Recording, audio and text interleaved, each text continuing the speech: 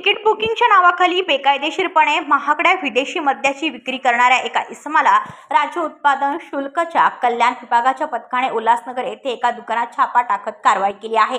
परदेशातून विनापरवाना आयात केलेल्या 1,07,000 रुपये किमतीच्या 21 विदेशी मद्याच्या बाटल्या जप्त केल्या आहेत। राजेश विशनदास छाबरिया असे या आरोपीचे नाव आहे।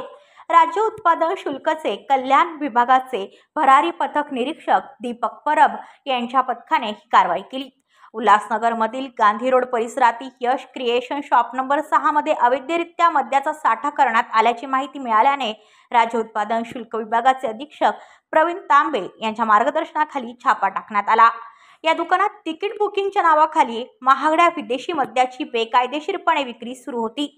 या कारवाईत राजेश याने परदेशातून आयात केलेल्या स्कॉच या मद्याचा विनापरवाना साठा केल्याचे आढळून आले।